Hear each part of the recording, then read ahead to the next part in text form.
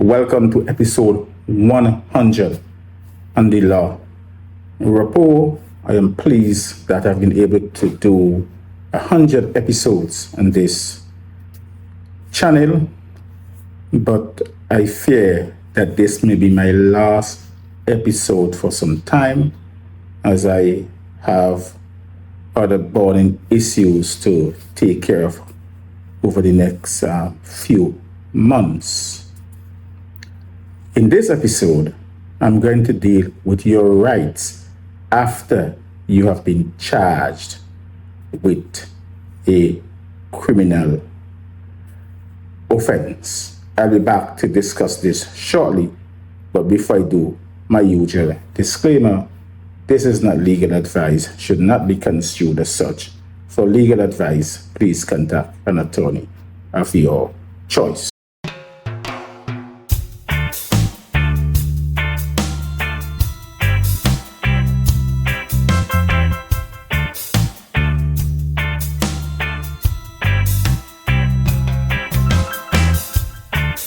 Welcome back.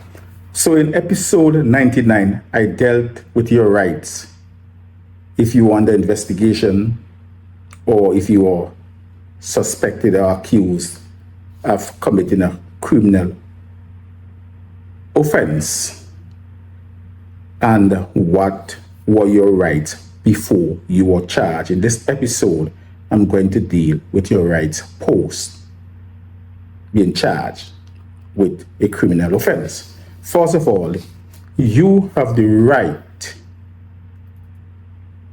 to be informed of the charges against you. You have the right to be served with a copy of the charge sheet setting out the charges against you. You have the right to have the officer to read out the charge to you. Now, these rights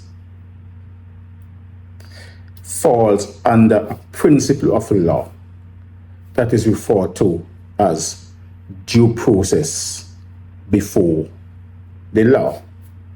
So, secondly, you have the right to be brought before a court as soon as practicable to answer to the charge against you and to secure your release, whether on bail or if it's a denial of bail. At least you should know,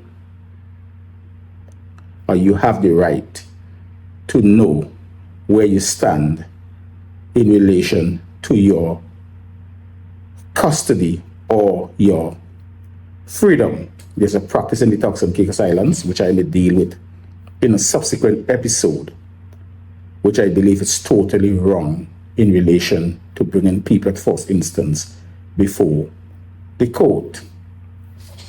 Anyway, thirdly, you have the right to the presumption of innocence.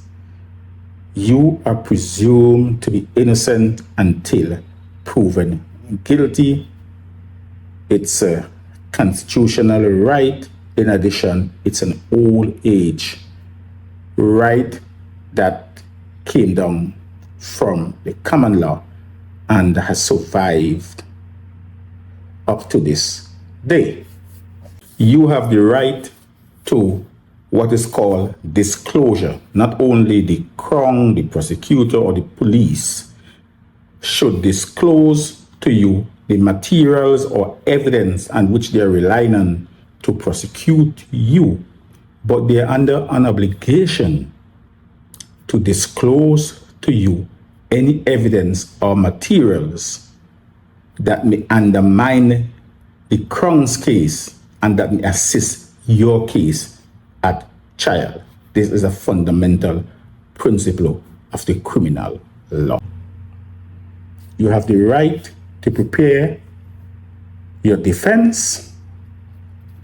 This is a constitutional right that is enshrined in our Constitution.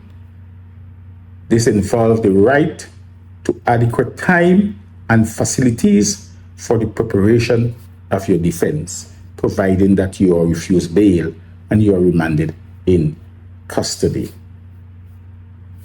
You have the right to a fair and public hearing within a reasonable time. It is not only a constitutional guarantee, it is a right that survived the common law and is now in many jurisdictions on statutory footing. So you have that right to a fair and public hearing. It is part of the principle of open justice.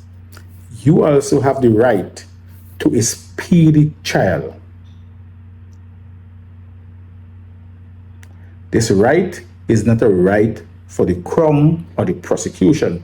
This is a right for the defense or the accused person who is charged with a criminal offense, that there should be no undue delay or unreasonable delay in bringing your matter to a speedy resolution.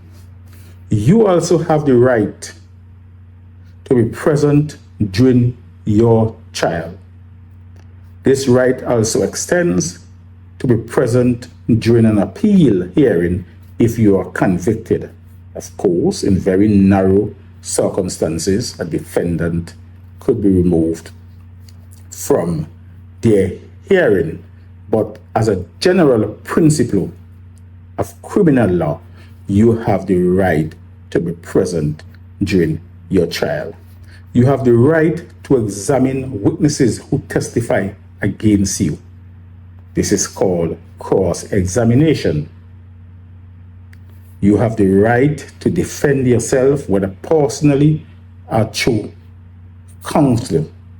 You have the right to choice of counsel, except in very narrow circumstances. For example, if you are granted legal aid.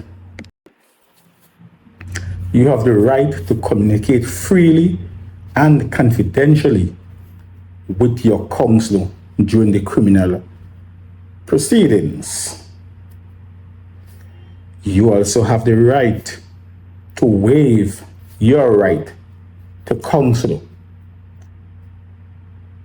except if you're a juvenile or you have some sort of mental illness or other disability.